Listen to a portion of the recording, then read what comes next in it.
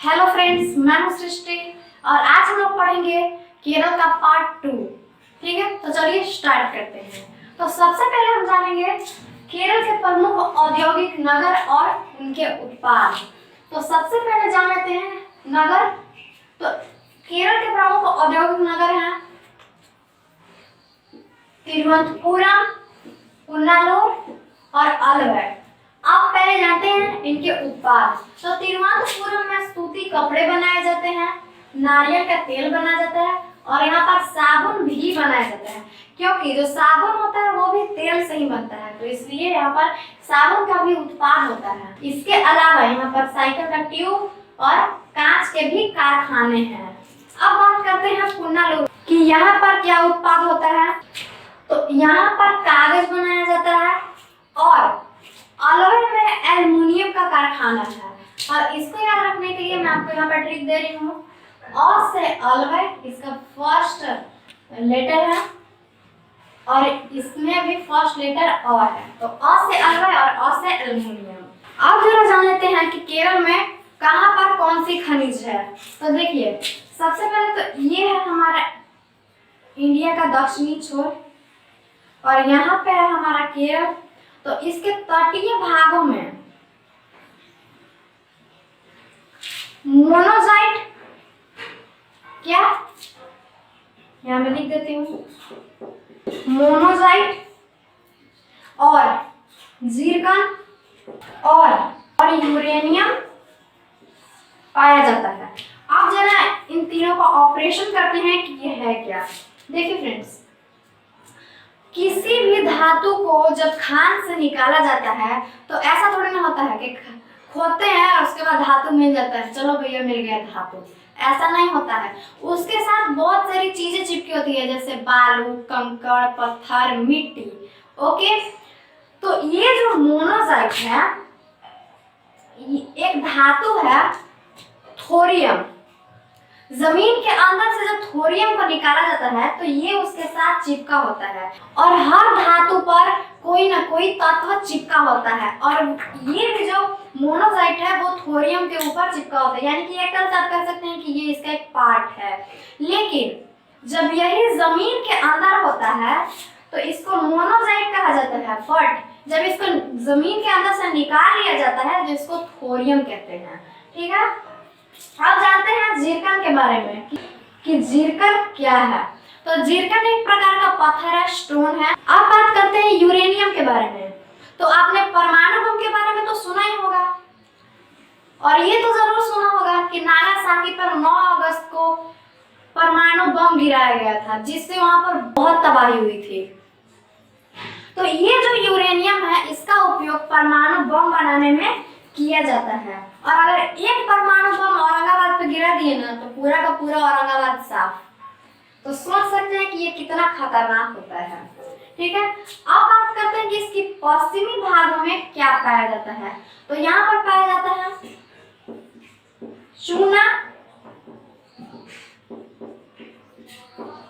चूना पत्थर और ग्रेफाइट। ग्रेफाइट के बारे में हमने काफी पहले ही पढ़ लिया है। जब मैंने ज्योग्राफी का लेसन स्टार्ट किया था तभी हमने ग्रेफाइट के बारे में जान लिया था। ठीक है, तो ये हो गया हमारा। अब जरा आ जाते हैं कुटीर उद्योग की ओर। तो पहले इसको पढ़ लेते हैं, कुटीर उद्योग और उनके उत्पाद। ठीक है, कि केरल में कुटीर उद्योग में क्या क्या होता है। और सबसे पहले कुटीर उद्योग का मतलब क्या होता है। कुटीर उद्योग का मतलब है कि जो धंधे छोटे पैमाने पर किए जा रहे हैं उनको कुटीर उद्योग कहते हैं। तो चलिए जानते हैं कि यहाँ पर क्या क्या उत्पादन होता है कुटीर उद्योग में। सबसे पहले तो यहाँ पर नारियल के रेशे की रस्सी बनाई जाती है। यहाँ पर नारियल के रेशे की रस्सी होती है क्योंकि यहाँ पर नारियल बहुत ही ज्यादा मात्रा में उपजता है, लेकिन हमारे यहाँ पुआल की रस्सी होती है, आपने देखा होगा। पायदान, यहाँ पर पायदान भी बनाया जाता है। पायदान का मतलब है कि जो बेड के नीचे या फिर रूम के गेट पर जो रखा होता है कपड़े का बनाया हुआ, उसको पायदान कहते हैं, जिसमें पैर पोंछते हैं। ठीक है, और यहाँ पर टोकरियां भी बनाई जाती हैं और अगर मगही भाषा में बोला जाए तो खांचा, ओड़िया। और समझ में आया ना। और यहाँ पर रेशम का भी उत्पाद होता है, रेशम के बारे में तो आपने सुना ही होगा। और चीनी मिट्टी के बर्तनों को भी यहाँ पर कुटीर उद्योग में बनाया जाता है। और प्लाईवुड, तो प्लाईवुड आपको नहीं समझ में आया होगा, लेकिन जो टेबल के ऊपर चिकना सा पतला सा परत जो चढ़ा होता है लकड़ी का, उसको ही प्लाईवुड कहते हैं। जनरली तौर पे ये दो कलर्स में आते हैं, एक लाइट ब्राउन और एक डार्क ब्राउन। और पीढ़े में भी उसको लगाया जाता है। पीढ़ा का मतलब कि छोटा सा बेंच जिस पे बैठ के किसी काम को किया जा सके, एकदम छोटा सा, इस तरह का होता है। इस तरह का पहले तो लकड़ी होता है और यहाँ पर इसके दो पैर बने होते हैं और इसी पे बैठ के किसी काम को किया जाता है। हमारे यहाँ तो ऐसे होते हैं, पता नहीं आपके यहाँ होते हैं कि नहीं, हमें कमेंट करके जरूर बताइएगा। और इसके अलावा यहाँ पर रासायनिक खाद का भी उत्पादन किया जाता है। ओके, तो ये हमने पढ़ लिया है। अब चलिए आगे बढ़ते हैं, लेकिन उससे पहले जरा मैं आपको रासायनिक खाद के बारे में थोड़ा बताती हूँ। देखिए फ्रेंड्स, जो खाद होते हैं वो दो प्रकार के होते हैं, एक रासायनिक और दूसरा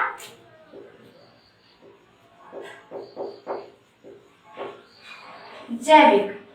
तो ये जो रासायनिक खाद है इसको पौधों में डालते ही ये बहुत तेजी से अपना असर दिखाता है, बट लेकिन ये जो जैविक खाद है ये अपना असर देर से दिखाता है। अब सवाल ये उठता है कि बेहतर कौन है? तो ये जो जैविक खाद है ये बेहतर है, बट रासायनिक खाद जो है वो बेहतर नहीं है, क्योंकि इसके बहुत ज्यादा इस्तेमाल से जो फल है, सब्जियां हैं, वो एकदम जहरीली हो गई है, तरह तरह के रोग हो रहे हैं और कैंसर जैसी बीमारियां हो रही हैं। और ये जो जैविक खाद है ये एकदम सेफ है, क्योंकि जो घर के कूड़े कचरे होते हैं, गाय भैंस का जो मल मूत्र होता है, उससे जैविक खाद को बनाया जाता है। लेकिन ये जो रासायनिक खाद है इसको रसायन का प्रयोग करके, यानी केमिकल्स का प्रयोग करके बनाया जाता है। तो मैं तो यही सलाह दूंगी कि आप जैविक खाद का अपने खेतों में प्रयोग करें, अपने घर के कूड़े को अपने खेत में डालें, जिससे कि जहाँ तहाँ कूड़ा फैलेगा भी नहीं और खेतों में खाद का भी काम करेगा। तो चलिए अब जरा इधर आ जाते हैं। अब जानते हैं केरल की बस्तियों के बारे में कि केरल की बस्तियां है कैसी। सबसे पहली बात तो कि केरल की अधिकतर जनसंख्या जो है वो गांव में निवास करती है और यहाँ पर ग्रामीण क्षेत्रों में 2000 से 4000 तक प्रति वर्ग किलोमीटर लोग रहते हैं, यानी कि एक वर्ग किलोमीटर में 2000 से 4000 लोग निवास करते हैं, रहते हैं। यहाँ की जो बस्तियां हैं, यानी कि यहाँ की जो गांव है, यहाँ पर बहुत अधिक जनसंख्या है, बहुत घना बसाव है यहाँ पर बस्तियों का। और आप केरल को तो देख ही चुके हैं, मैंने पिछले वीडियो में मैप बनाकर केरल को समझाया था और मेनली इसी तरह का है हमारा केरल। तो ये आप देख सकते हैं कि ये संकरी पट्टी के रूप में है। तो यहाँ के जो घर भी होते हैं ना वो इसी आकार में फैले हुए हैं, लंबवत बनावट, इसका बनावट जो है वो लंबवत है और यहाँ के जो घर भी हैं वो लंबवत फैले हुए हैं। अब बात आपको समझ में आ गई होगी। और यहाँ पे आमतौर पर पक्की दीवारों वाले घर होते हैं, वो खपड़ैल होते हैं। हालांकि अब तो खपड़ैल घर हमारे तरफ बहुत ही कम देखने को मिलता है। यहाँ का घर जो होता है वो खपड़ैल होता हो।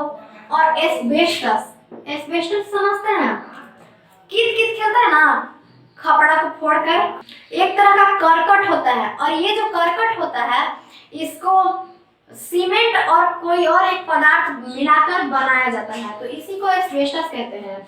और टीन का होता है और कंक्रीट, जैसे आमतौर पर गिट्टी, बालू, छड़, सीमेंट से छत बनाया जाता है, वैसे ही होते हैं। अब जरा आ जाते हैं केरल के परिवहन साधन पर। यहाँ पर केरल में यातायात के लिए कौन कौन से साधन हैं और किसका इस्तेमाल ज्यादा होता है। सबसे पहले यहाँ पर सड़कें हैं जो कि आमतौर पर सभी जगह होती है, रेल भी है और वायु मार्ग भी है। वायु मार्ग का मतलब है प्लेन, हवाई जहाज। और नदी मार्ग यानी कि नाव से यात्रा करना। नदी मार्ग का मतलब है कि नाव से यात्रा करना। तो और ये जो है नदी मार्ग, इसका केरल में बहुत ज्यादा उपयोग होता है, यानी कि वहां पर जो लोग हैं वो ज्यादातर नाव से ही आते जाते हैं। आप सोच रहे हो क्यों भैया, ऐसा क्यों है? तो चलिए जानते हैं। पहले उसके लिए आपको वीडियो में कंटिन्यू बने रहना होगा। देखिए फ्रेंड्स, ये जो है हमारा 5वां टॉपिक नदी मार्ग, इसको मैंने गलती से वायु मार्ग लिख दिया है, तो पहले इसको सुधार लेते हैं। इतनी सारी चीजें लिखने में थोड़ी सी मेरी से कंफ्यूजन हो गई, तो उसके लिए सॉरी, माफी चाहती हूँ। तो ये देखिए फ्रेंड्स, मैंने यहाँ पर नदी मार्ग कर दिया है। तो चलिए अब जरा नदी मार्ग को जानते हैं कि ये क्या है। तो सबसे पहली बात तो नदी मार्ग में कि यहाँ पर कश्मीर की भांति हाउस बोट भी होता है। अब आप सोच रहे हैं कि हाउस बोट ये क्या है बे, व्हाट इज दिस? तो देखिए, हाउस मतलब घर और बोट मतलब नाव। तो बोट में बना घर हाउस बोट, और ये हाउस बोट जो है इसमें विदेशी पर्यटक आकर ठहरते हैं, घूमते हैं, केरल को देखते हैं कि यहाँ पर क्या क्या है भैया। और अब तीसरी बात कि यहाँ पर लैगून झील जो है ना खूब होता है, और इसको ही अनूप झील भी कहा जाता है। तो चलिए अब जरा इसका ऑपरेशन करते हैं कि what is this, what is lagoon झील। तो ये देखिए, ये इंडिया का नीचे वाला भाग, यहाँ पे है केरल, और इधर क्या है, इधर इसके इधर है अरब सागर।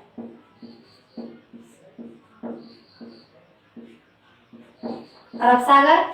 तो इधर से जो लहरें चलती हैं केरल की ओर, इसके कारण इस प्रकार की आकृति बन जाती है, यानी कि इधर इस यहाँ का जो मिट्टी होता है वो उधर चला जाता है, जिसके कारण ये गोल आकृति में परिवर्तित हो जाता है, बदल जाता है, ट्रांसफर हो जाता है, और यही कहलाता है लैगून झील। समझे? अब जरा बात करते हैं और गहराई से। यहाँ नदी और नहरों तथा झीलों का जाल बिछा है, जिसे एक दूसरे में मिला दिया गया है, और इससे आने जाने में काफी आसानी होती है। मैंने यहाँ पर बोला था कि यहाँ पर नदी मार्ग का बहुत उपयोग होता है, मतलब कि ज्यादातर लोग आने जाने के लिए नदी मार्ग का ही प्रयोग करते हैं, नाव से ही आते जाते हैं। तो आप सोच रहे थे कि क्यों? क्योंकि नदी, नहर और झील यहाँ पर खूब है, जिसके कारण सड़क के बजाय यहाँ पर नदी मार्ग से जाने में ज्यादा आसानी होती है। अभी मैंने बताया कि इनको आपस में जोड़ दिया गया है, जिससे कि आने जाने में ज्यादा आसानी होती है। अब आप सोच रहे होंगे कि नदी मार्ग में ज्यादा उपयोग किसका होता है? तो नदी मार्ग में नौका का उपयोग होता है। और किसका होगा भैया? नौका का उपयोग होता है, मोटर नौका का उपयोग होता है। अब आप सोच रहे होंगे मोटर नौका ये क्या है? नौका मतलब नाव, और अगर यही नौका में मोटर लगा दिए हो गया मोटर नौका। तथा स्टीमर का उपयोग अधिक होता है। ये जो सारी चीजें हैं इनका यहाँ पर उपयोग खूब होता है, ठीक है, मतलब ज्यादा मात्रा में इसको उपयोग किया जाता है।